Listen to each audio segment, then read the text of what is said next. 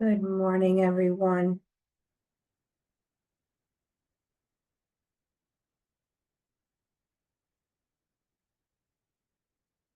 So the commissioner is going to be joining just a bit late this morning. I'm going to be handing it off to Amy Checkaway to kind of welcome us here and start off this lovely conversation that we are going to be having this morning.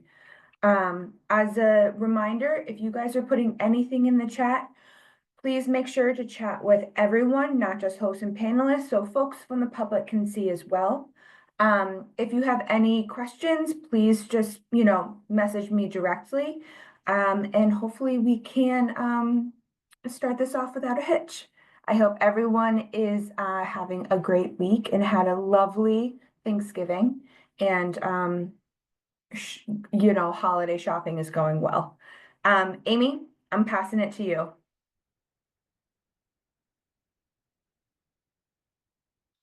Oh, I can't hear you.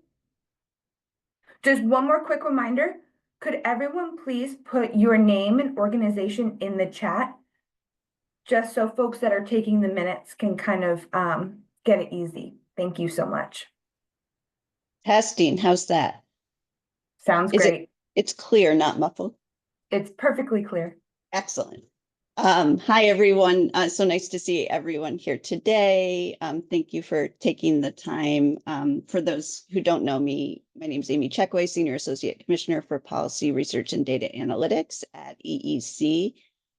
Really excited about our agenda today. And I think we're going to just jump right in, Addison. So I think we could pull up our deck, and I know some folks are still joining, but they can meet us where we are.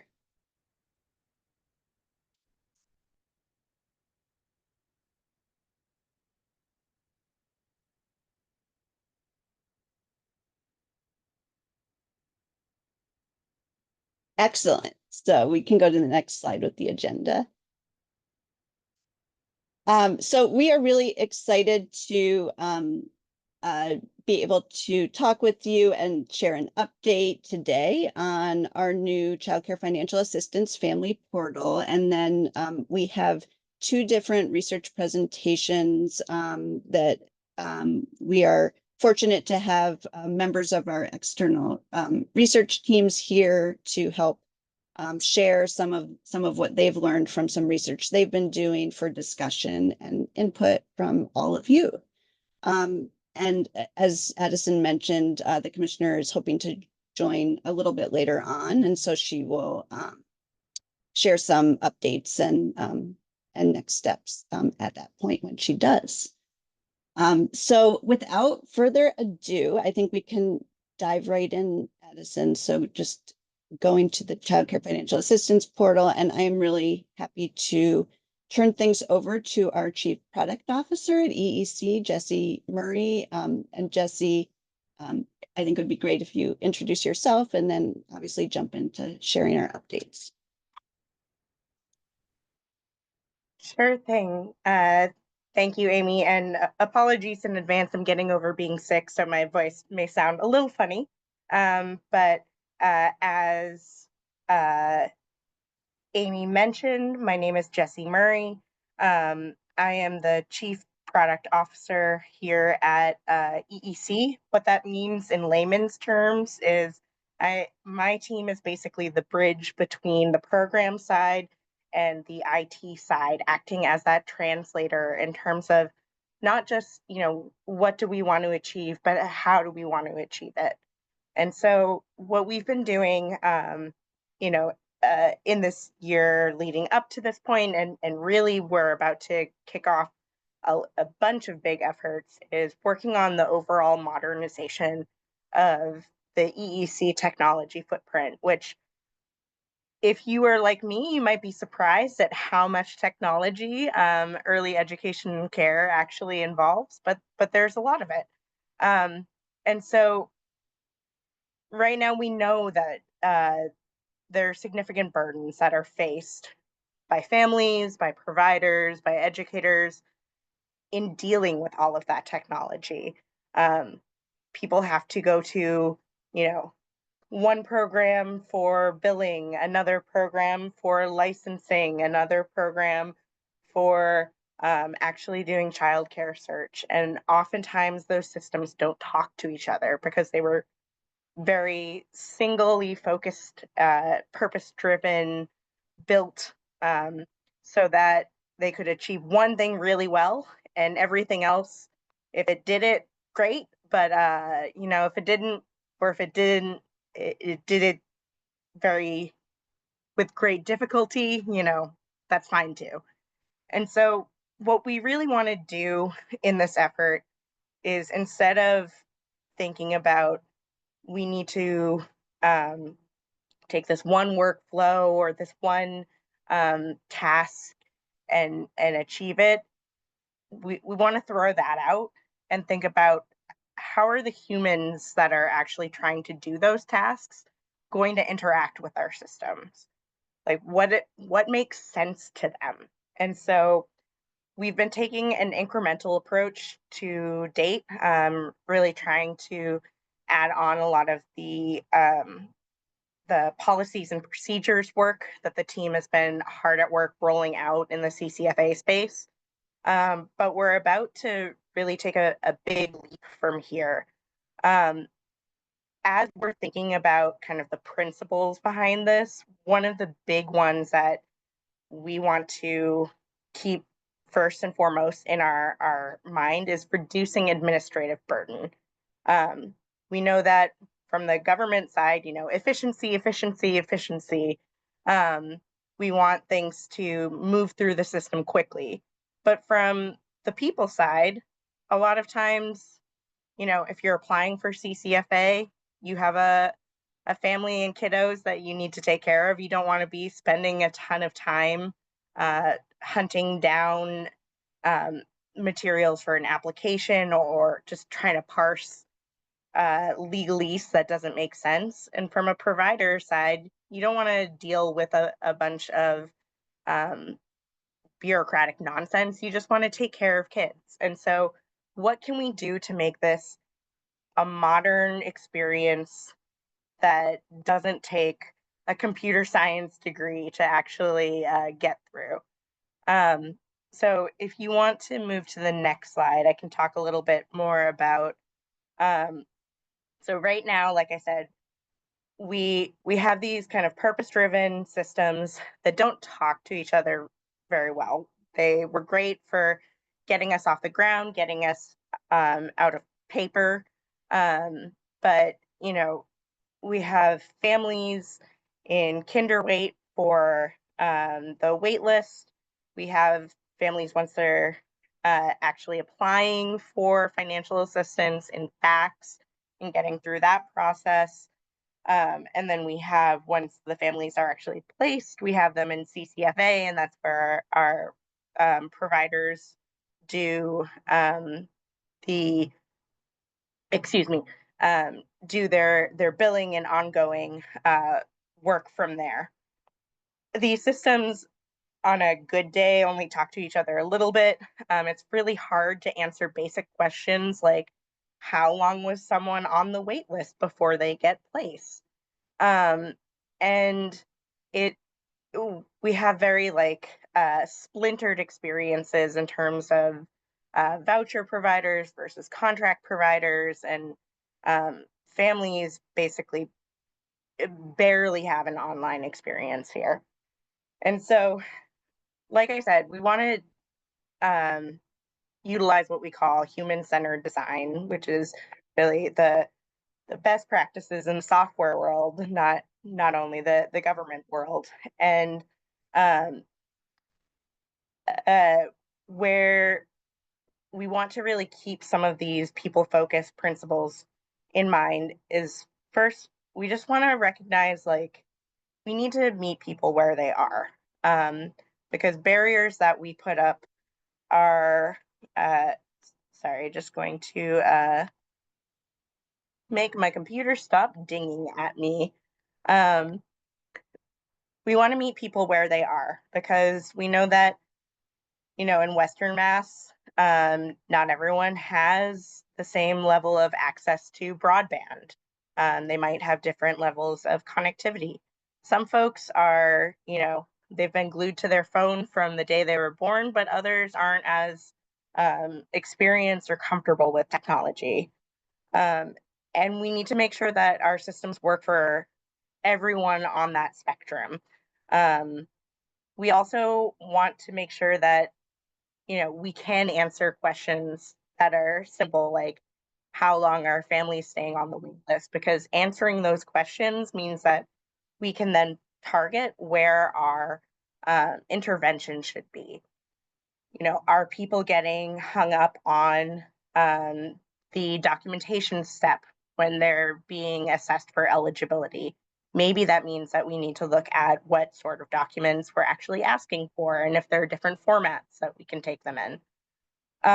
And so the better and more coherent data that we get, the more that we are able to optimize that user experience, not just from the technology perspective, but from the program perspective as well.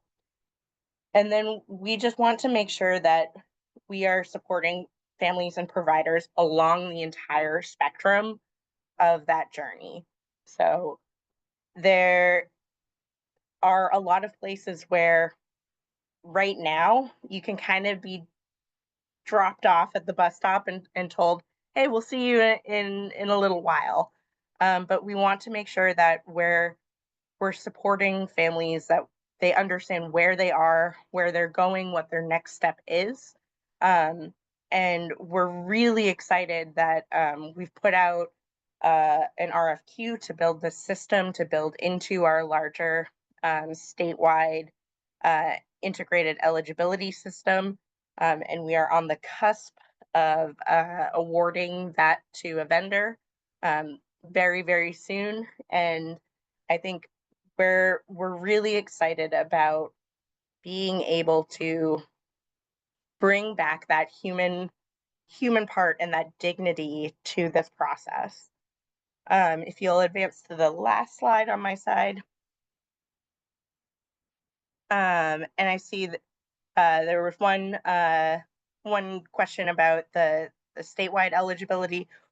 I'll just speak to that really quickly. So we're keeping apprised of the statewide effort for integrated eligibility and enrollment. And there are different, basically what we're trying to do is build our system in a way that it'll be able to plug into that moving forward. So we're going to be utilizing the state profile, the MyMassGov profile that certain agencies are already going to be utilizing. And so as that gets more and more functionality, people will be able to store documents there. They won't have to enter their name for, SNAP benefits, and then for CCFA, and then for whatever other benefit they have, that we can reduce those administrative burdens. It likely won't be one single application, but it'll be that common profile, common data elements, and reducing those that overhead and plugging into the effort that way.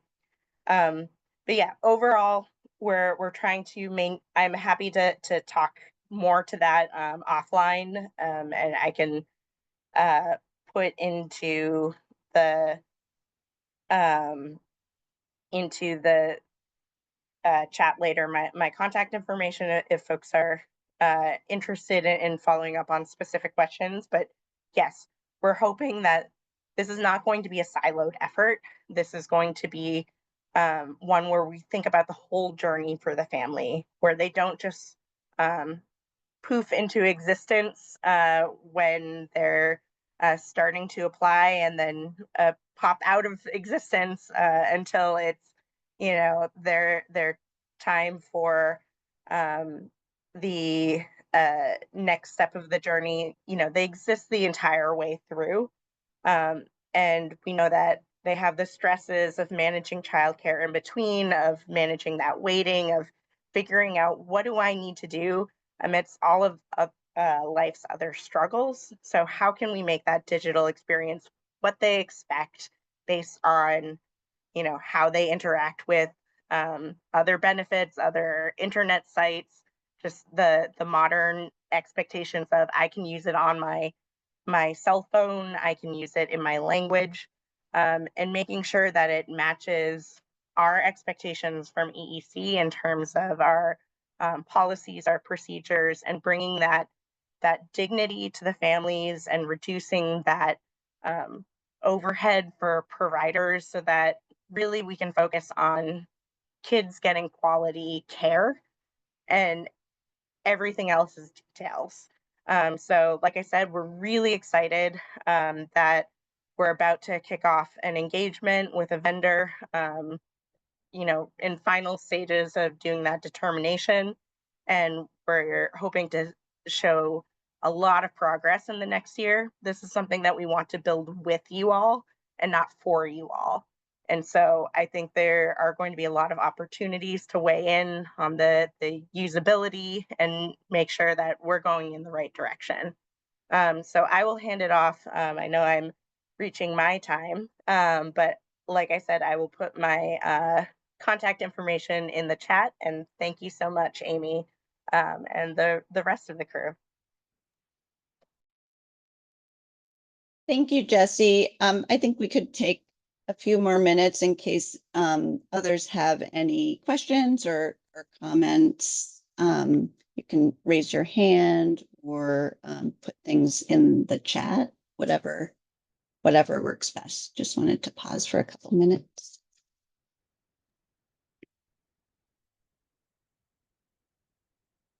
Sure. And I saw one other question in the chat. Will this also feed into DESE free and reduced lunch determination? Right now, that's not planned to be tied together. But like I said, what we're trying to do is set ourselves up so that we have these common profile elements, so that when families are applying for different programs and benefits, that they're not having to enter the same information over and over and over. So that is something that we're going to be moving forward on. Carol, I see, asked about translation capacity for the new website. Yes, this is a big part of meeting people where they are. And so what we're planning on launching with is an experience where we will have translation for our core set of languages available online. And so that we're not aiming to rely solely on Google Translate. I actually worked on the Department of Family Medical Leave's translation work just before I moved over to EEC. And I imagine we'll take a similar tact where we start with a machine translation, something like a Google Translate, have an actual expert who speaks the language natively review that, make edits so that it makes sense, and then have those text elements actually show up for the person. Great. Thanks so much. Yeah, that's something that we really want to make sure, we get right and is not a secondary thought. I see, Helen, you have a hand raised. Yeah, I do. Thank you. I think it's for families, the transition from early childhood into schools, public schools is, that sometimes can be really complicated.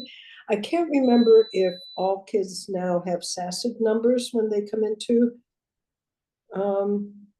to be able to help us to evaluate, to know families, to know who's coming, is that part of this? Is there discussions between you and DESE how to make the system more seamless for families?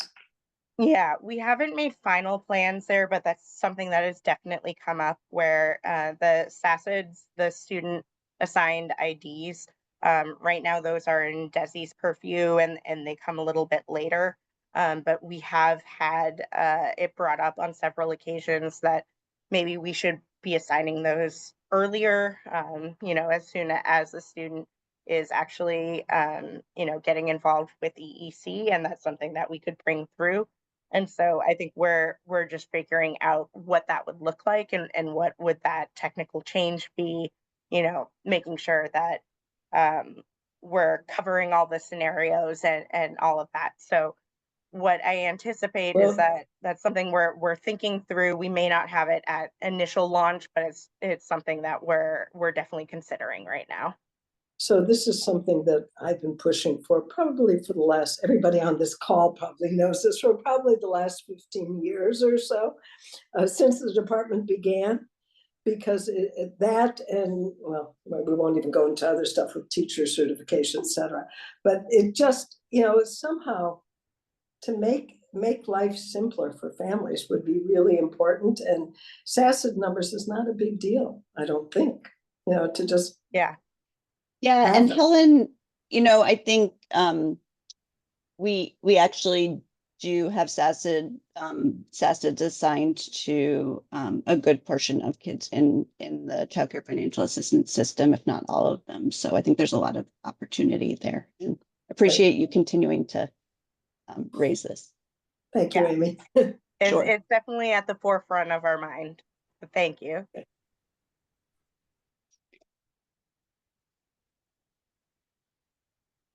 All right. Well, I know that's a big topic, and now I think we're hoping to move to another related but slightly different part of our agenda, which is focused on our child care financial assistance rates, the impact of recent rate increases, as well as an update on the research we've been engaging in on the cost of care and implications for future rate increases there. So I'm actually going to turn it over to our research director, Ashley White, to kick off the next piece here. Over to you, Ashley. Thank you. Thank you so much. Good morning, everyone. I'm Ashley White. As Amy said, I'm the research director here at EEC, and I'm very excited to introduce our friends over at BU in Brandeis this morning. And before I hand it over to Dr. Kate Traponi-Schneider, I did want to just provide a quick overview of the research and share a little bit more about Dr. Traponi-Schneider's background. And so she is here today representing the entire research team from BU in Brandeis, who were awarded a federal grant from the Office of Planning, Research, and Evaluation, or OPRE, at the Administration for Children and Families. And the project that is funded is called the Promoting Research on Subsidy Payment Rates, or PROSPER project. And that supports research partnerships between CCDF lead agencies in states, so EEC, for instance, territories or tribes, and researchers to really plan and implement rigorous evaluations of policy and practices related to setting and implementing childcare subsidy payment rates and/or family co-payment. So we're excited to share a little bit more about that research and a little bit more about Dr. Traponi-Schneider. She is a research scientist at the Institute for Child, Youth, and Family Policy at Brandeis University and has 20 years of experience conducting childcare subsidy policy research and consulting. She's also a former U.S. Office of Planning, Research, and Evaluation Early Care and Education Research Scholar and a Society for Research and Child Development Postdoctoral State Policy Fellow, where she was at the Massachusetts Department of Early Education and Care previously. And she currently serves as the co-principal investigator on 2 different OPR research grants in partnership with EEC, and this is one of them. So hand it over to you now, Kate. Excellent. Thank you so much, everyone, for having me here today. I'm really thrilled to share with you some of these findings that we've had from focus groups that we've implemented this past spring, summer, under, again, the PROSPER project, as Ashley described. Can we go to the next slide? Again, I'll refer to the project as PROSPER because it is a mouthful otherwise. We'll go to the next slide, actually.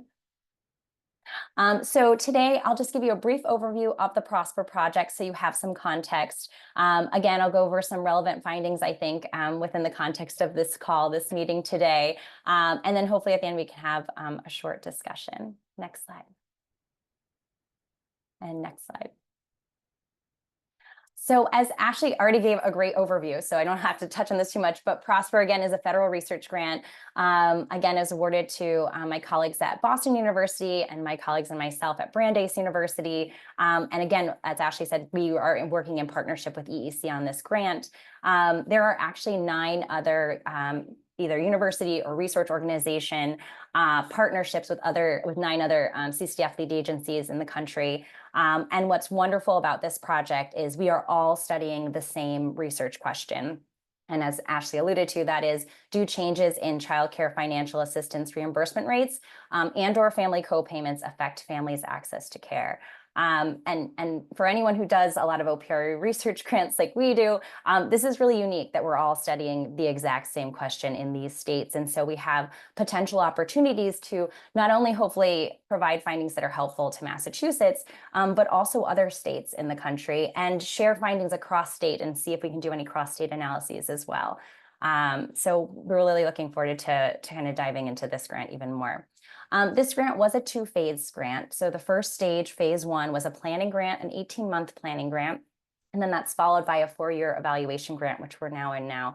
But just wanted to give you a brief overview of what we did in the planning grant phase. We documented basically the history of reimbursement rate changes in the state since the inception of EEC in 2005. And also the changes in co-payment rates over time as well, with a particular focus on the February 2022 co-payment scale change, and with a particular focus for the reimbursement rates on the FY23 and FY24 reimbursement rate increases, which again, as we probably are all aware in this call, very significant increases. We also gathered perspectives from various key informants, including state agencies, EEC, state agency staff, as well as a small group of child care programs from across the state, to gather their perspectives on their thoughts on whether the reimbursement rate increases from FY 2023 or 2024 and/or that, again, 2022 co-payment scale change might impact provider participation in the financial assistance program. We also then did some work on looking at what quantitative data elements would be available to us to study these research questions as well, and did some preliminary analyses. But I want to share just a couple of findings from that planning grant that helped to shape our evaluation grant that we're in today. And these largely stem from these key informant interviews that we had, especially with child care programs from across the state. Really, the programs felt that the increases in the reimbursement rates may influence program participation in the child care financial assistance system more than the new co-payment scale, which made sense to us. And as a result of that, we decided to really focus on reimbursement rates for our evaluation study and not the change in the co-payment scale. I also wanted to acknowledge that there's also really high level of interest at the federal level right now on reimbursement rates. As some of you might be aware, the CCDBG regulations recently required that states increase their reimbursement rates to at least the 50th percentile of market prices. And so they really want to know at the federal level too, are these increases in reimbursement rates actually impacting access to care for low-income families? So those are the reasons why we're focusing on reimbursement rates rather than the co-payment scale. Also interesting from, again, some of these key informant interviews, many programs and state staff were concerned that maybe non-participating programs may not even be aware of the recent reimbursement rate changes, and therefore might not even have the opportunity to decide to go into the financial assistance program if they're not aware of those changes. So that was something that we kept in mind coming into this evaluation study. Also, various programs suggested that EEC should frame EEC childcare financial assistance participation as a business decision. And again, that brought us also back to really focusing on these reimbursement rates. So next slide. So again, here are our key kind of phase 2 evaluation research questions. We want to look at 1, whether and how reimbursement rate changes affect program participation in the childcare financial assistance system. 2, whether and how rate changes affect families' utilization of care. And 3, are there differential effects of the rates on equity and access to subsidized care? Next slide. So what I'm going to talk to you a little bit about today are some of the findings from our focus groups that we ran from May to June 2024. We were able to conduct 12 focus groups. We did separate focus groups for centers and family child care programs, given they have such different business models. We also did separate focus groups for programs who participate in the financial assistance program versus those that do not. We also conducted 2 family child care program focus groups in Spanish, acknowledging that there are a significant number of Spanish-speaking FCCs in the state. And we were able to talk to, in the end, 65 programs, 27 family child care programs, and 38 center-based programs. We had really nice regional representation in all of the focus groups from across the state. And we had really nice representation of varying years of experience in the early childhood field. Anywhere from only 5 months of experience all the way to 39 years of experience. So we were excited to get different perspectives and different opinions on the rates based on experience of being in the industry and in the field. We conducted all of the focus groups via Zoom, and we used $50 incentives as we offered those as a thank you for programs that did participate in the focus groups. Next slide. So again, I'll tell you just some of the relevant findings, I think, today in regard to reimbursement rates. Next slide. And in particular, programs' perspectives on the reimbursement rate increases in FY23 and FY24. Again, those very significant increases in the state and their potential impact on participation in the Child Care Financial Assistance Program. Next slide. So we were really happy to see that there was pretty good awareness of the reimbursement rate changes from FY23 and FY24. Most programs, both participating and non, had heard about the reimbursement rate changes. What was interesting, though, was that they weren't necessarily knowledgeable about the degree to which the rates had increased. So as one non-participating family child care program indicated, was it like 5.5% in 2023? And as many of you may be aware, it was at least 10% for all family child care programs that year, if not more, because there were also targeted increases to get to the 30th percentile market prices that year. So this might suggest that there could be some ways to increase awareness of the reimbursement rates, especially among non-participating providers. What was also interesting was there were a few participating programs who were not immediately aware of the rate changes. As this one center indicated, the way I found out about the most recent change was I had an extra deposit in my bank account. And I was like, you know what? I don't have time to figure this out right now. I'll figure it out later. And then eventually the memo from EEC came. And so when I took a look at that, I was like, oh, this was my retro pay. Got it. It makes more sense. So this provider might not have been paying attention to her emails prior to the bank deposit, coming up in her bank account. But it also, again, suggests that maybe there are ways that that the state could help to increase communication awareness of those reimbursement rate changes. Next slide. We also heard a lot of positive reactions to the reimbursement rate changes among participating programs. Many were very appreciative of the new higher rates, especially for those whose reimbursement rates are now much closer to their private pay prices. So as one center indicated, last year's reimbursement rate increase for us was really helpful, to the point that the finance director for our agency said to me, is this right? This is way more than what we've experienced. Another program indicated, for us, the reimbursement rates are so much better, which is great. I think for toddler or preschoolers, we're like 73 or 72% of what our private pays. And with infants and toddlers, it's in the 90s, which is great. Next slide. So then when we probed further for participating providers and we asked them how they actually use the rate increase funding, unfortunately, many programs were unable to identify specifically how those rate increases were used. They indicated often that it was just absorbed into their general budget. But others indicated that they used the increases for operational expenses, necessary program improvements, or increased staffing. So as one family child care provider indicated, I was able to help with PPE, as well as minor things, whether it was the water boiler or anything to enhance my licensing. It was definitely supportive of that.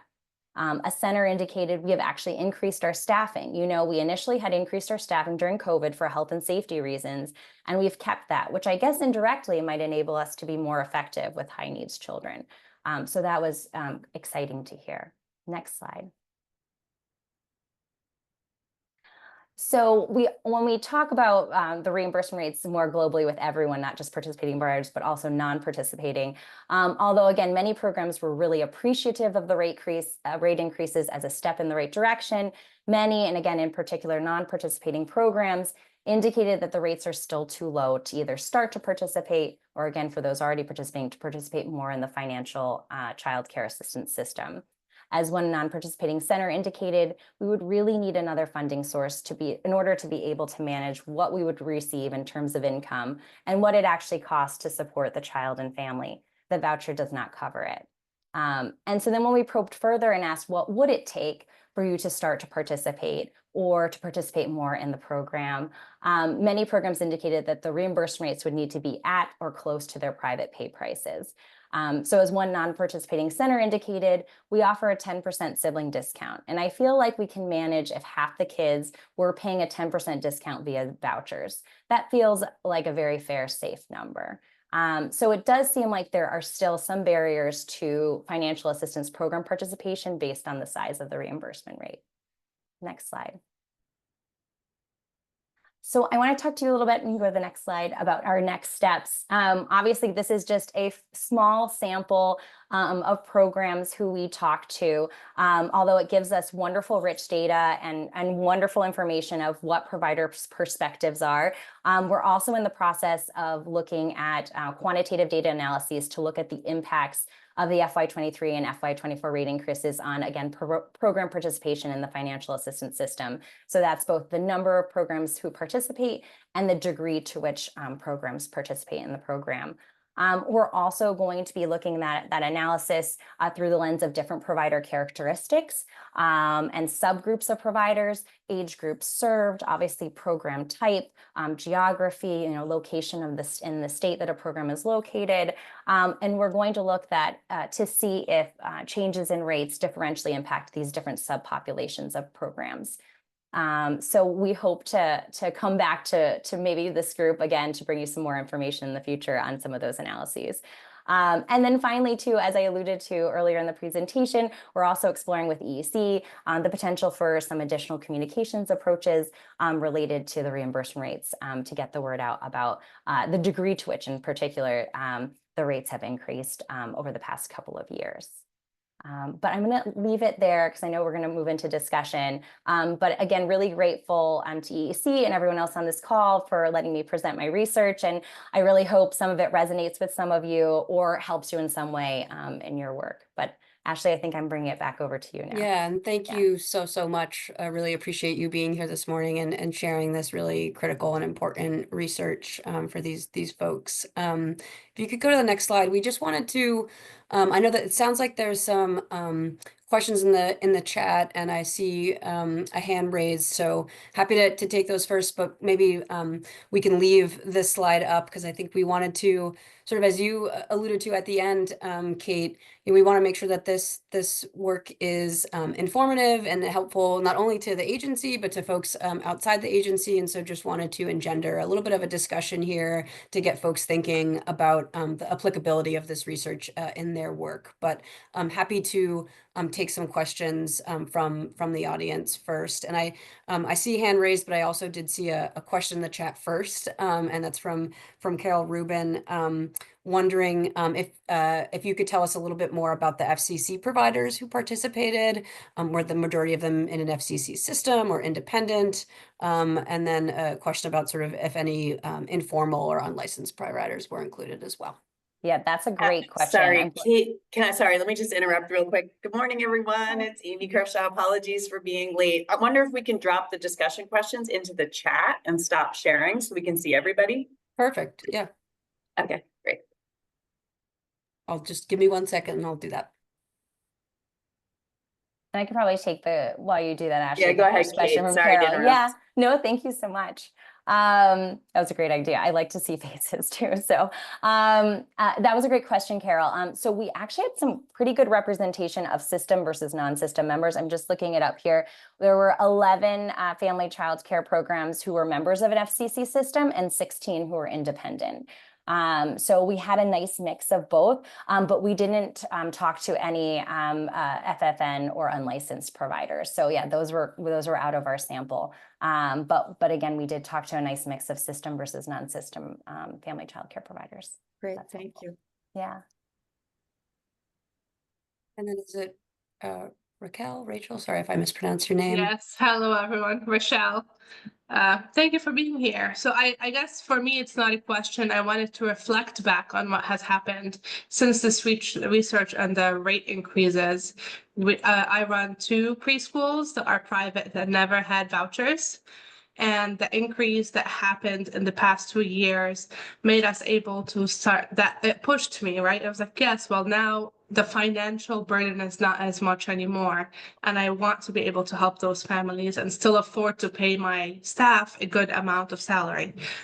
So we now accept vouchers in both of our programs, and it has been really good. And I'm really grateful for the increase that the governor had given us. I found out via email, just by being a director, we get the state email. So of course we have to have the intuition to click more to read and to find out more. And then as I shared with my regional director groups, more programs started wanting to accept vouchers. So it's really great. And it goes with equity and really making sure that we are making childcare accessible to everybody. So it's been a very positive experience from a private preschool only. Well, we used to be, now we're not, we're getting vouchers. So it's been a great experience. So thank you to all of you. That's wonderful. And definitely resonate. We had other programs that we talked to, it was the same. So that's wonderful to hear. Ashley, I don't know if you want me to call on the next. Yeah, person. I think Kim may have been Kim? next. Yeah. Apologies, trying to keep track. Thanks. Thanks, Ashley. Hi, Kate. It's nice Hi. to see you. Nice to see you too. I think I just wanted to comment on your idea of getting the word out about the rate increases to providers that don't already participate, because I think no matter from the R&R perspective, no matter how often we reach out to providers that don't participate, we get the sense there are some that don't even open our emails or, drop the letter into they just haven't been interested. So it's hard to get the word out when they're not reading what we're sending them. So I just wanted to applaud that idea and thank you for that. Absolutely. Thank you. I believe I've done interviews or and focus groups with Kim before. She always comes up with great ideas too. So, so I appreciate you. I'm sorry. Okay, Beth Ann, I think you might be the next one. Thank you. Thank you for the work and to EEC for the work. And I don't know that I really have a question as much also as maybe a reflection and a comment.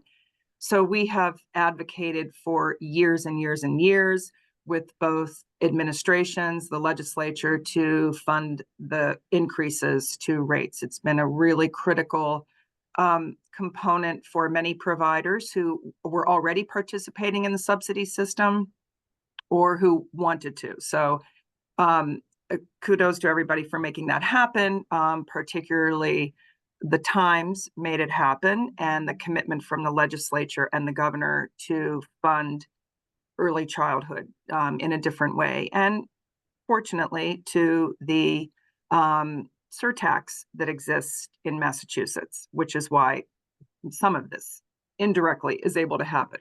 So with it though, we always knew by increasing the rates, it would impact the number of subsidy slots available. And now we're seeing that. And I just want to make sure we have been acknowledging it. And the commissioner has at board meetings and everybody has, but it is a challenge right now because we have so many families who, as the R&R and as also a provider of early ed, we are getting a lot of questions from families. When can I access a slot? And we were really successful, and EEC was, because of this, getting more providers to participate. But we're getting calls from them saying, okay, you wanted me to participate, I am, but I can't get a slot. And so I just want us to keep thinking about that and making sure we figure out, really it's a funding issue. We know that, and we don't know what will happen. I think it's not a little, it's very unsettling to think about what the future may bring from on the federal administration and what they may do with much of the money that comes into the state to support all of this work. So we're nervous about that for sure. So I just think as part of this whole process that we just make sure we're continuing to tag that as how do we address that? Because it's really, we've got a lot of families who cannot, as you know, as everybody around this table knows, who can't get access right now. So that's a challenge.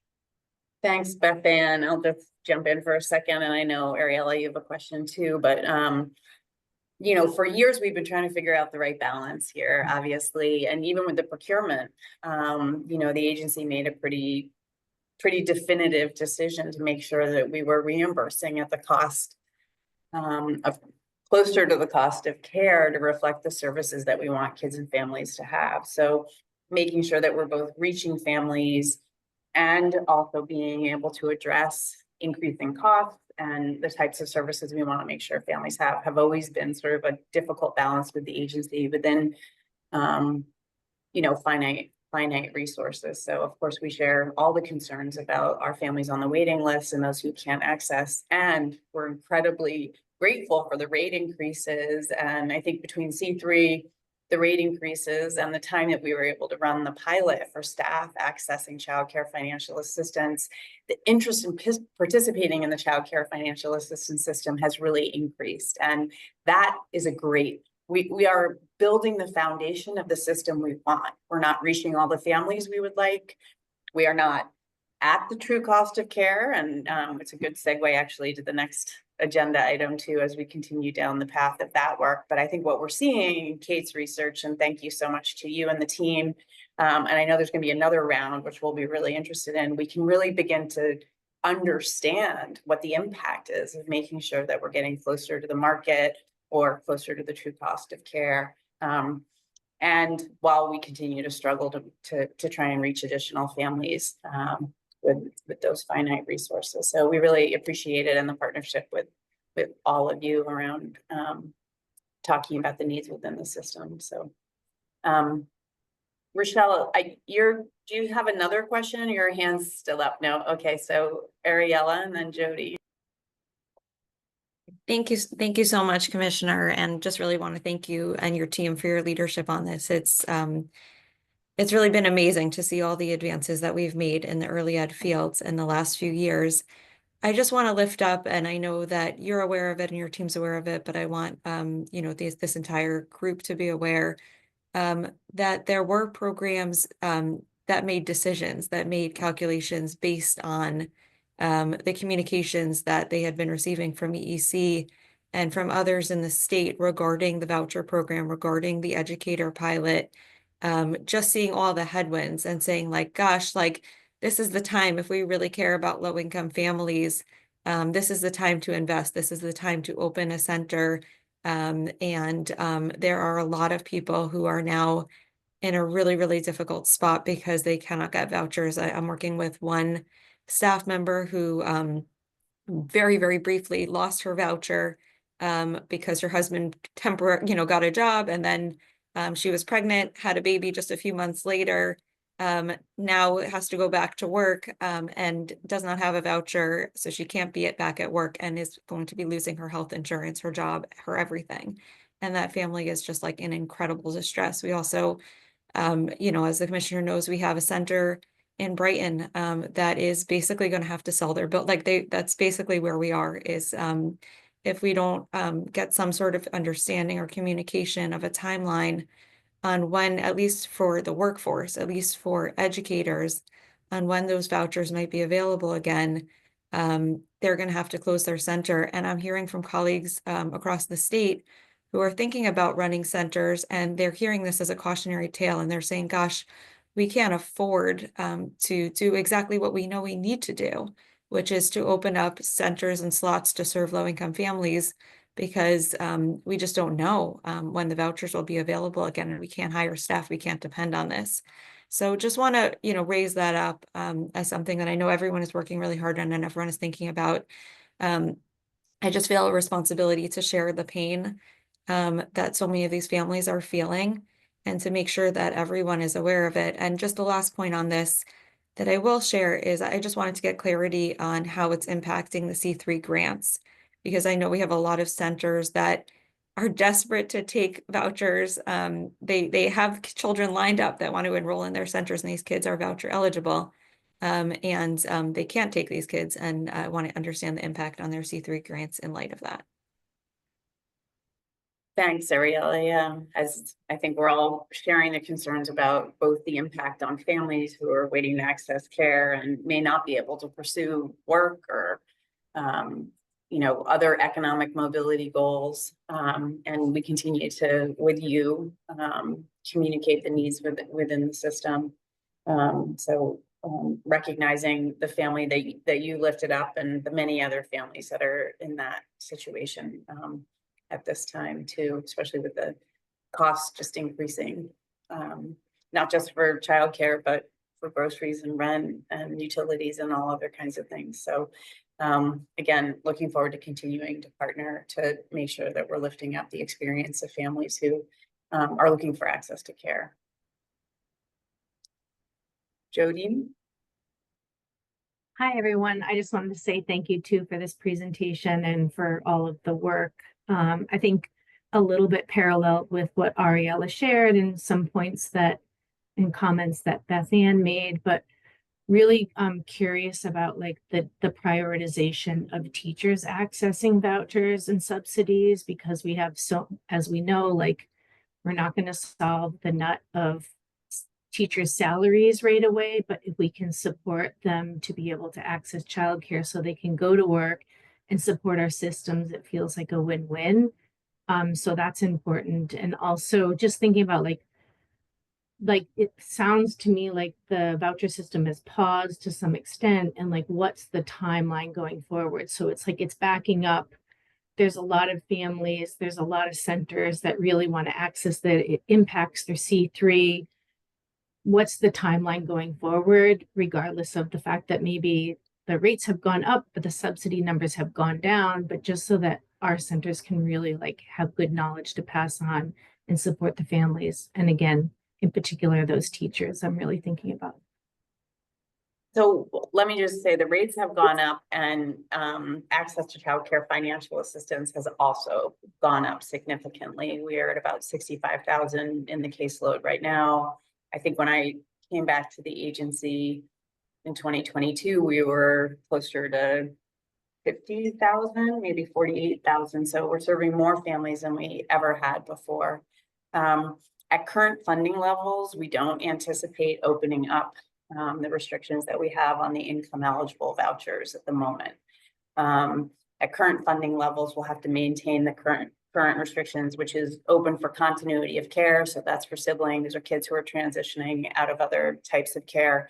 But DCF and DTA remain open, and for the line item language that we have in those accounts, we are required to serve all children who are referred from those agencies, and those caseloads have also increased. So we are reaching a larger number of kids across the populations, whether they're families who are involved with DCF, our income eligible population, but also our DTA families. So those continue to be open for vouchers. And many of you know we're also in a transition with the contracted procurement. So we have a number of families who will be transitioning into the voucher system who are at programs who either are not new or aren't existing current providers anymore. So this system is in flux and in a very dynamic moment. And we continue to track the number of families that are on the waiting list as well.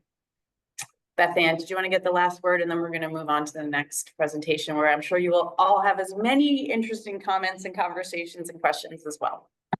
Well, I don't need to be the last word, but I hope I'm not the last word, but I just also want to make the connection over to the EA shelter system, and that it's the shelter providers.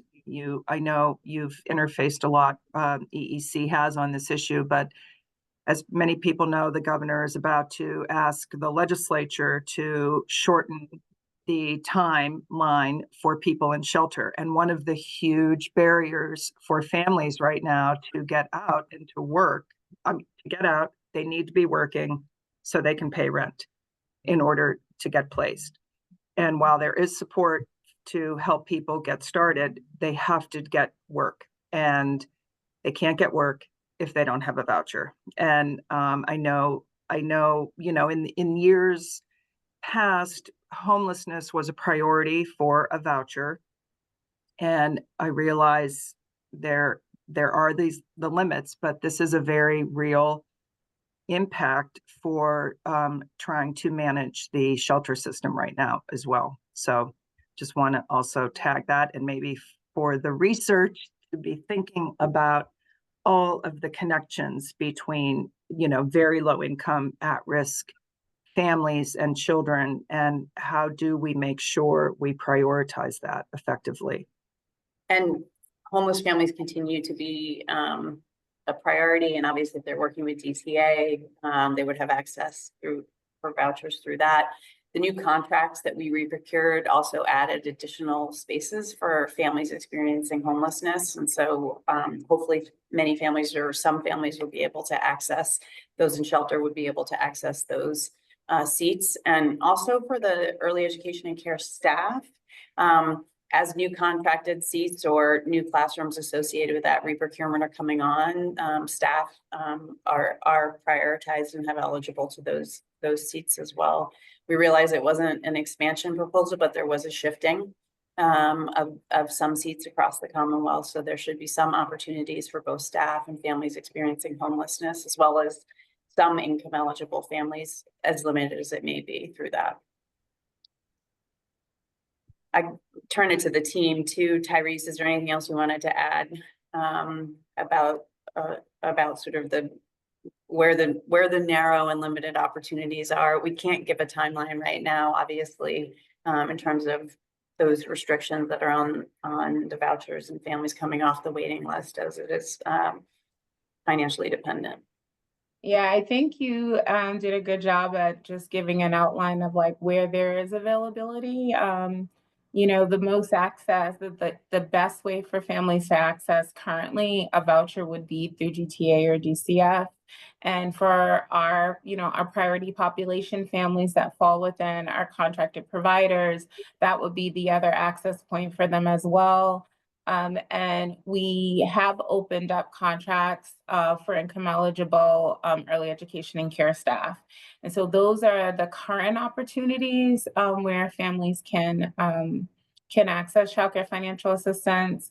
We recognize this is a really hard time for everyone, and it's extremely hard for us as, we've advocated and we made significant shifts to our policies, and we made access easier, and we did a great job. And so we want to be able to celebrate that, right? And it's hard to celebrate while there is limited access, but we have to, we have to recognize where we're at, but also look at creative ways of being able to educate families around how they can gain access. And so we've been encouraging our family access administrators to do that. And wherever we can be of assistance and of working with families and working with educators, we have been and will continue to do that. Yeah, I mean, I just want to reiterate that, and then Amy, I'll turn it over to you before we move to the next agenda item. But, we are making sure that for the families we are able to serve, that we've broken down barriers, that renewals are easier, that we've reduced duplication.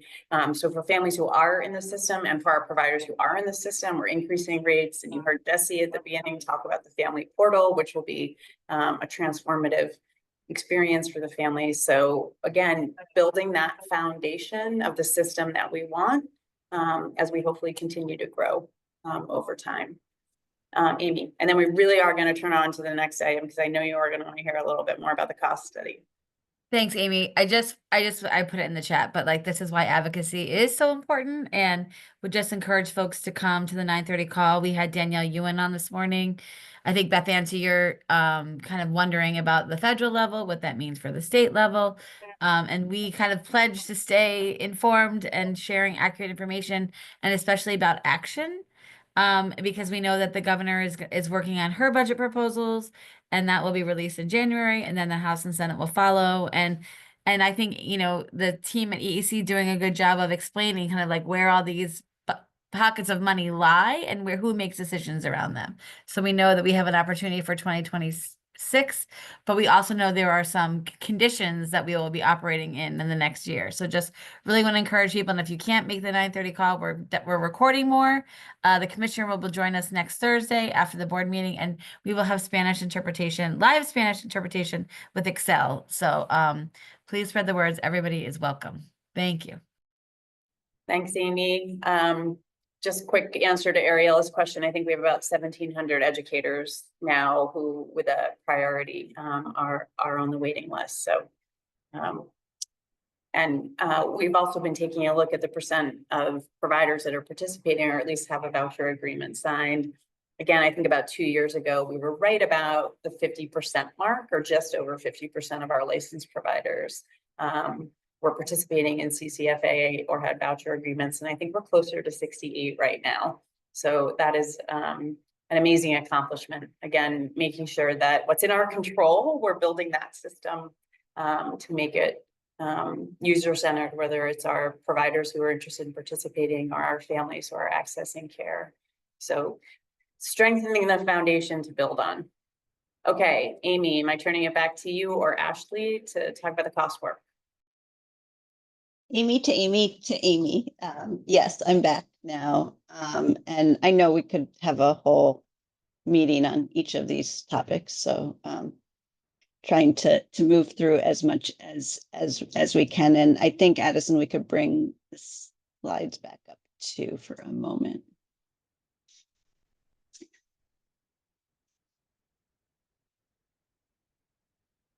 Yeah, we can keep going.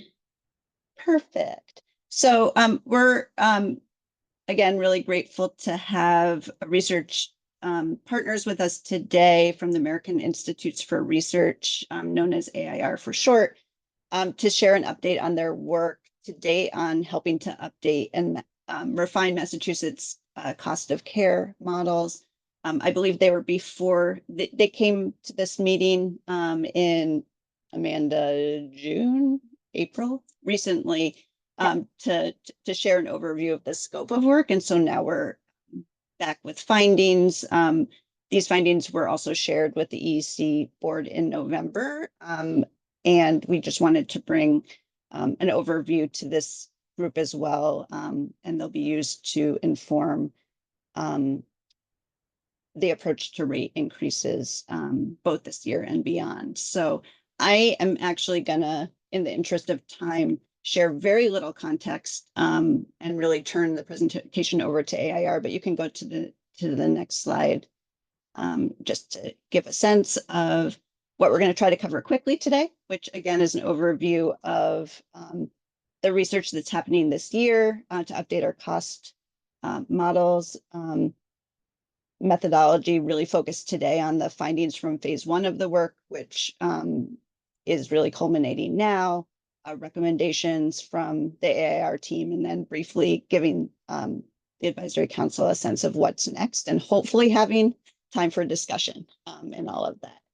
So you can go to the next slide. Yeah, and keep going. Thank you.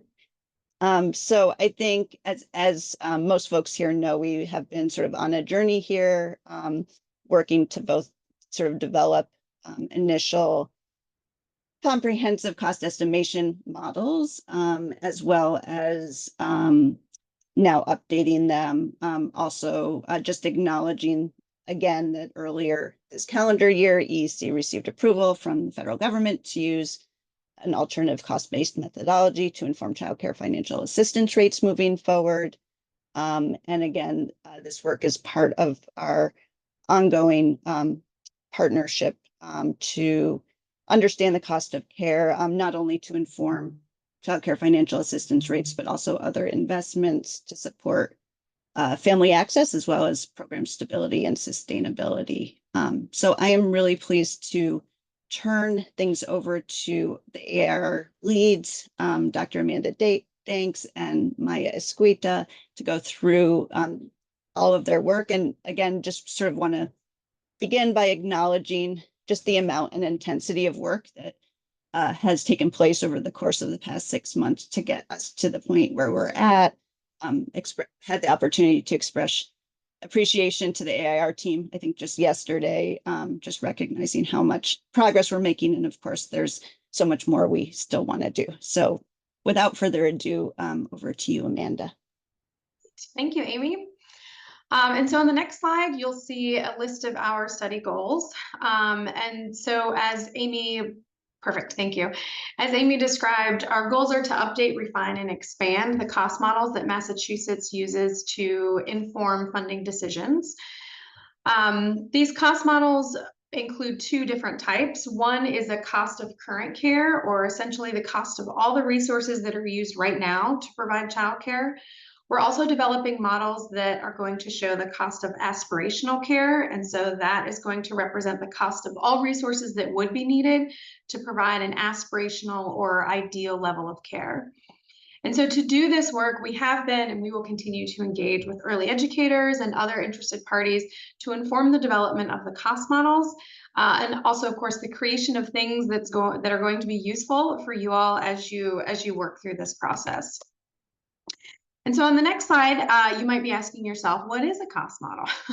And so before we dive in, I want to make sure it's just really clear what a cost model is and what it isn't. And so on the next slide, you'll see just a few notes about that. Essentially, for this work, a cost model is a tool that is used to estimate the per child cost to operate a child care program. Again, thinking about those two different models with the cost of current care and the cost of aspirational care. The cost models that we are developing will produce a per child cost estimate by setting. So when we say setting, we're talking about family child care programs or center-based programs.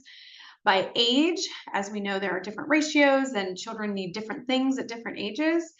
And then also by child care region, because we know in Massachusetts that the cost of doing business can vary widely depending on where you are. An important distinction I want to make about a cost model is that it's not intended to show us a few things. What it does not do is really important to understand too. And so it's not going to tell us what programs charge for tuition. We know that that is often reflective of what families can pay, and so not necessarily the same amount as what it actually costs to provide those services. A cost model is also not the same as a budget. So just like our own personal finances, a budget is merely a plan for spending. And when we think about childcare programs, those budgets don't always reflect donated resources. So things like people's time, facilities, or materials and equipment. In general, the goal of a cost model is to zoom out from the individual programs and represent the costs of what is most typically happening across providers within the state. And so we cannot model the cost of every single childcare program in Massachusetts, but our goal is that the cost models give a general sense of what the most typical per child costs are to help inform those decisions. On the next slide, you'll see some key terms that I think are also really important to lay the foundation as we go through this work. So first is just the idea of an input. And so when we talk about cost models, when we say input, what we mean is every single resource that's used to provide childcare, regardless of which model, regardless of who provides it. So this is things like staff time, utilities, materials, equipment, facilities, all that good stuff. The second term I want to make sure is really clear is this idea of price. So that's essentially the price is the dollar amount that represents the value of a particular input. So just like when we go shopping at the store or online, we see that price. Price is an important piece that we will use in the cost model. Cost, which is different than price, is essentially the price multiplied by the quantity. So again, going back to like our own personal shopping habits, if you see something great online, you see the price and maybe you want more than one of those things, the price times the quantity, that's going to be the cost to you to purchase that. And so again, that's just another key term to keep in mind as we work through this. Lastly is the idea of assumptions. And so in cost modeling work, there are assumptions that we have to make assumptions. We cannot model the program specifics at every single early education and care facility across Massachusetts. We also cannot know for sure exactly what every provider pays for every input, nor can we understand the exact quantity that they use. So think about the number of diapers. We would never be able to get there. And so therefore, in a cost model, we have to make some assumptions around what is most reasonable. And in this work, we're really relying on prior literature, experience from other work that we've done, and most importantly, input from key stakeholders to check our assumptions and make sure they're reasonable. On the next slide, you'll see just a very simple diluted cost model. And I think this goes through a few animations if you want to just get, there'll be 4 green boxes that pop up. And so just to orient us here, again, this is a super simplified cost model example. On the left, you see the cost inputs. Those are those specific things we were talking about, everything from personnel, materials, equipment, facilities. And then at the top, you can see how we make the differentiation between centers and family child care homes. And then you'll see the little dollar signs, which would indicate the prices. And then down at the bottom is where we would calculate the cost. So again, this is just a super simple version. And so on the next slide, you'll see a little bit more information about the inputs that we've been thinking about. We know that staff compensation is essential. We cannot provide high quality care without the amazing people who are doing that work. We'll just go through, there'll be 3 more green boxes that'll come up and then a new page with kids playing. Awesome, thank you. We're also thinking about, like we said, materials and equipment, facilities. Key things we've been trying to think more carefully about are enrollment or enrollment as a percentage of licensed capacity. We've also been thinking about how resources needed to provide different types of care vary. So thinking about that evening, weekend, and overnight care, it might cost more to employ someone to work those shifts. Also thinking about needs for children, resources needed to serve children with special needs or complex behavioral needs. Also in our cost model, we are representing revenue. So what's coming in so that there's just more comprehensive information to inform future decisions. So on the next slide, you'll see how this study is broken out. I appreciate Amy's kind words about all the work we've been able to do, which, you know, standing back is a lot and it's only phase 1. So I feel like we're just getting started. There's so much more to do. So in phase 1, like Amy described, we investigated the 2022 cost model and updated every single price input and checked every assumption. And that process is finalizing now. In phase 2, we're really excited to think more carefully about estimating the cost of school-aged care, or that out-of-school time, and also exploring how we can represent the cost of comprehensive services in the models. And also, again, building out that aspirational care model for family child care homes, because we weren't able, that wasn't a focus in phase 1, but that will be a focus in phase 2. And then we also intend to explore the cost inputs for informal care settings, which I know is of interest to some in this group. And so now I will kick everything over to my colleague, Maya, who will talk through our methodology for this work. Great, thank you so much, Amanda. You can go to the next slide. And one more slide, please. Great, so now I'm gonna walk us through our methodology for phase 1 and the updates that we made. So we updated 3 cost models developed in 2022, which include 2 center-based models, one for the current cost of care and one for the aspirational cost of care, and one FCC model, which is a hybrid of current cost and aspirational compensation.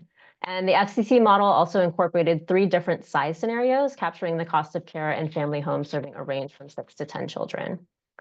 Our methodology is based on the ingredients approach, which involves identifying all personnel and non-personnel resources, such as staff, facilities, classroom, and program level materials and equipment, and food. And we used available data to specify quantities, assign a market value or price, and estimate the economic cost of all the resources required to provide early education and care. So to make these updates, the 2022 models were reviewed thoroughly to understand what data sources were used for each price and what assumptions were incorporated into the per child cost estimates. All 2022 model prices were adjusted to $2024, and when possible, multiple data sources were triangulated to arrive at the best price estimate. Next slide, please. So here are the main data sources that we use to gather all the information required for the cost models.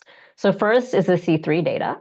So we use data from both the C3 application and the C3 survey to gather information about current wages and facilities prices. Second, we also gathered inputs from external stakeholders, including program interviews with different providers, listening sessions with a variety of different organizations, including umbrella agencies, Head Start, resource and referral agencies, FCC systems, and representatives from state advocacy groups. And we also had communications with the EEC Advisory Council. We also use a data source called the Provider Cost of Quality Calculator, or the PCQC, which is a reputable and commonly used tool developed by the Administration for Children and Families and recommended by the Office of Child Care that provides state-specific prices to estimate costs of running a child care program. Finally, we accessed other extant data, such as the Bureau of Labor Statistics, a commercial real estate database called LoopNet, the Massachusetts Department of Economic Research, and a K-12 salary data gathered for the 2022 models to identify aspirational wages, proxy wages for some center-based support staff, and alternative rental rates. Based on these methods and data sources, we made 3 main updates, which I'm going to walk you through now. Next slide, please. So first, we updated all prices to reflect $2024. And to do this, every original data source in the 2022 models were reviewed. When data sources did not provide prices in $2024, prices were adjusted for inflation using the National Consumer Price Index. And as I mentioned before, when available, multiple data sources were reviewed. And in most cases, a conservative approach was selected. And conservative in this case, in cost modeling, refers to using the higher input of either a quantity or a price to generate an upper bound estimate of cost. And the goal here is to avoid underestimating costs. Next slide, please. So now I'm going to walk us through a few key changes that had a more substantial impact on costs. So the first is related to facilities pricing. So first, I just want to highlight that for FCC facilities cost calculations, we followed the same methodology as the 2022 model. This involved using data from Housing and Urban Development on fair market rent for a 3-bedroom unit for localities within each subsidy region.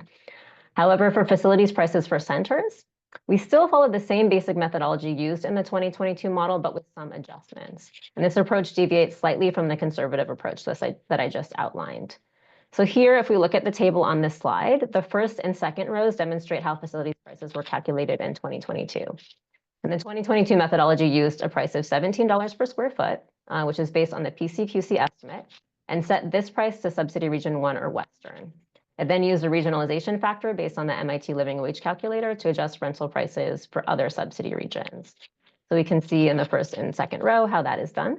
However, this year's estimate from the PCQC for Massachusetts was $29 per square foot, which is a pretty large increase. And so as you can see here, had we followed the 2022 methodology, this would have constituted a 71% increase in rental prices from 2022 to 2024.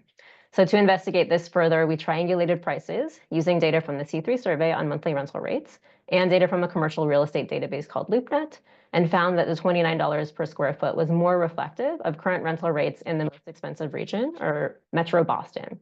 So rather than using the least expensive region as the base and adjusting upward, we used Metro Boston as the base and adjusted downward. And our final estimates by region are reflected in the last row in the green table. And this put regional rental rates much closer to other estimates from alternative available data. Next slide, please. So there's also 2 other main changes and underlying assumptions that I want to highlight. So one in staff paid time off and another in margin or program reserves. So in both of these cases, we wanted to make careful changes in a way that better reflects reality using the available data. And both are aspects that we want to build on further in phase 2 with additional analyses and deeper stakeholder engagement. So the first is the addition of PTO to the center-based model. So PTO was not included in the 2022 model. However, 94% of center-based providers reported in the C3 survey that they offer PTO to at least some staff. So we included an additional 4 days of the staff time per year, which is a lower bound estimate of the range of PTO days that providers reported offering, excluding the 12 Massachusetts legal holidays. The second addition that we made included updates to margin or program reserves for aspirational models. So the 2022 model included 5% for centers and 0% for FCCs. We retained that same percentage for the cost of current care model for centers and for the FCC model. However, longitudinal data from an industry report on childcare providers puts this number closer to 13%. So we updated the margin to include this number in the center-based aspirational model only. And we want to engage more with stakeholders in phase 2 to better understand what this number should be for the current cost of care and the FCC models. And we also plan to explore the development of an aspirational FCC model in phase 2, which will include an appropriate margin for aspirational care. Okay, great. So now I'll turn it back to Amanda to go over our findings and what we learned. Thank you so much, Maya. And Amanda, I'm the timekeeper for today. So I think we have about 5 minutes left for the remainder of the presentation. Yep, that sounds great. Thanks, Amy.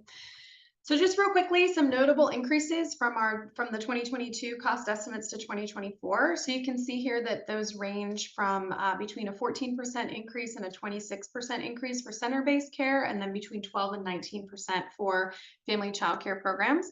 And of course, that exact change is going to vary based on the region and the child age.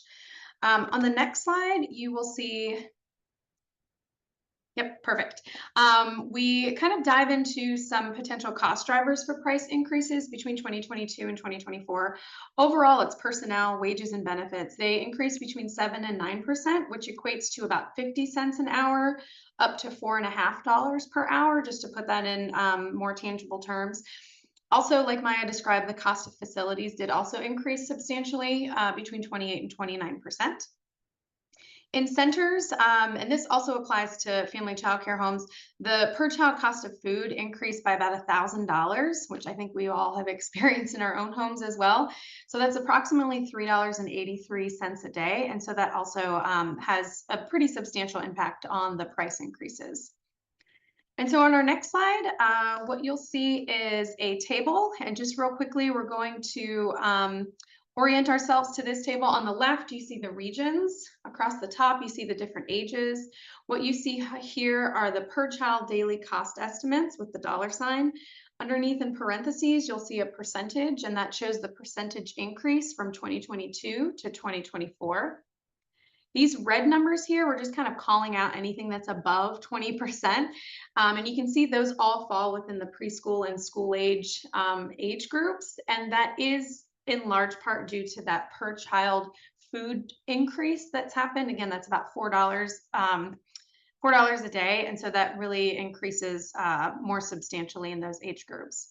On the next slide, you'll see almost the exact same table, but for family child care homes. Again, you don't see any red numbers here because there's nothing above 20%, but you can still see in that school age area that it's still a larger increase. And again, that's due in large part to the cost of food. On the next slide, we dive into a comparison between the 2024 estimated cost of care and the fiscal year 2024 CCFA rates. And you can see that for centers, the CCFA rate covers between 69 and 125%. Whereas in FCCs and family child care programs, the CCFA rate covers between 63% and 110%. It's important to note that many programs do use revenue from the older age groups in order to subsidize the cost of care for serving infants and toddlers. And you might see more of that here in a moment. On the next page, we look at the comparison between CCFA rates and the 2024 estimated cost of care in centers. Again, just to orient us here, on the left side, that is a graph showing us the infant information. On the right side, that's showing us the same information for toddlers. The teal bar, that's the CCFA rate. The gray bar is the estimated cost. And so that percentage is telling you how much of the gray bar that blue bar covers. So how much of the estimated cost does the CCFA rate cover? And you can see here that for infants, it's between 69 and 78%. And then for toddlers, again, that table or that graph on the right, it's between 69 and 90%. On the next page, we're still sticking with centers, but we're looking at the older groups. So preschool on the left, school age on the right. Again, teal bar is still CCFA rate. And you can see that in a lot of cases, the CCFA rate is actually higher than the estimated cost of care.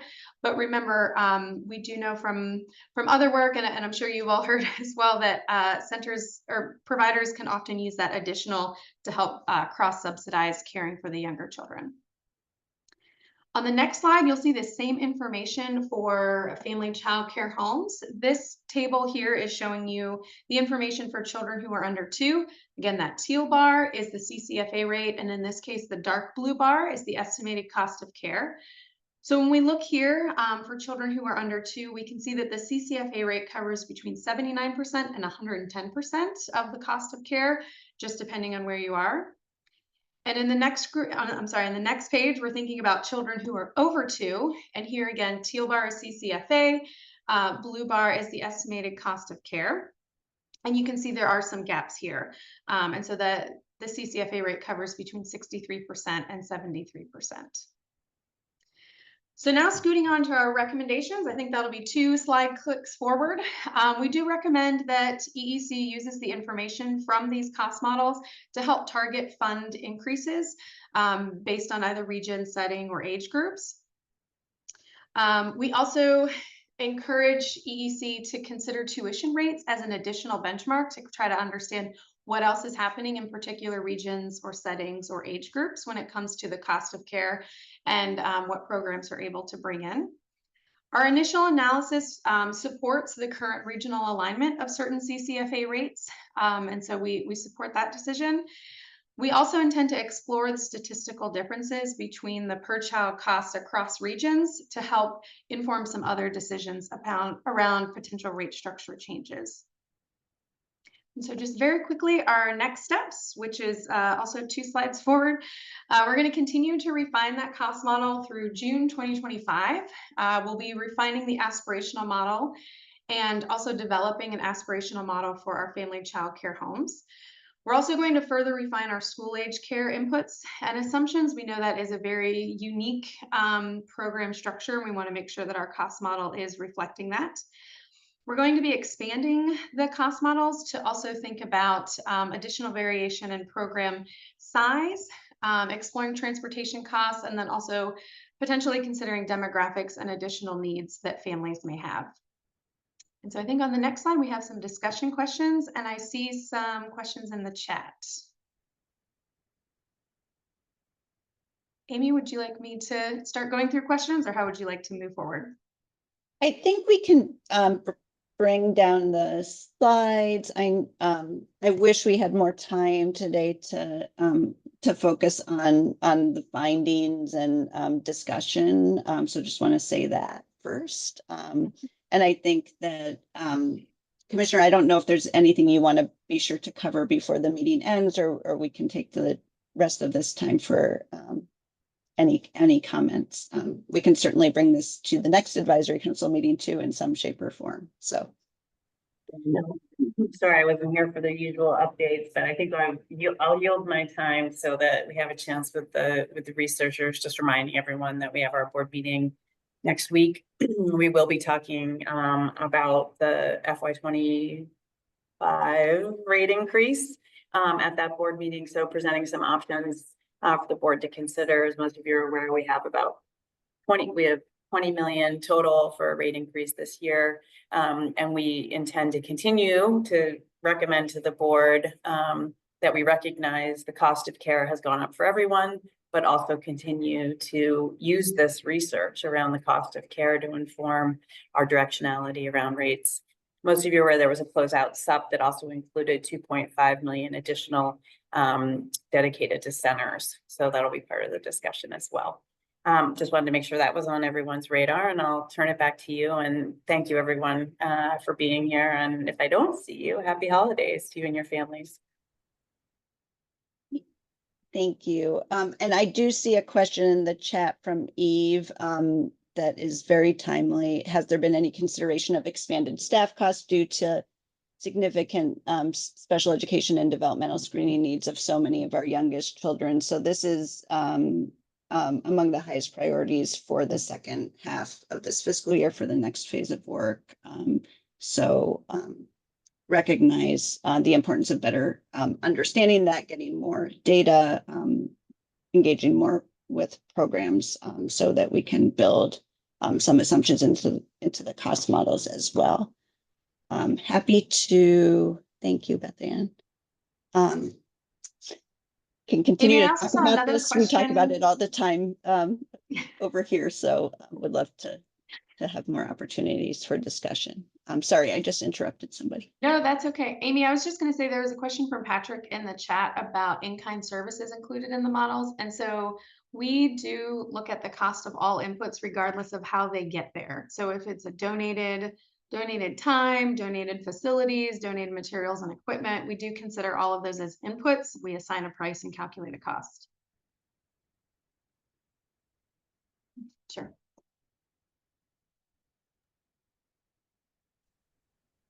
Are there any other final suggestions, comments, questions?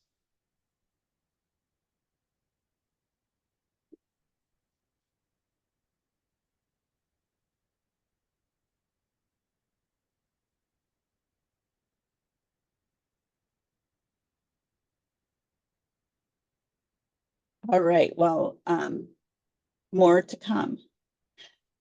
And Commissioner and Addison, I'll turn it back over to you. Yeah, just thank you again, everyone. Have a nice holiday season. And if you have follow-up thoughts or ideas, please share them with Ashley or Amy or myself. And we'll look forward to seeing you next quarter.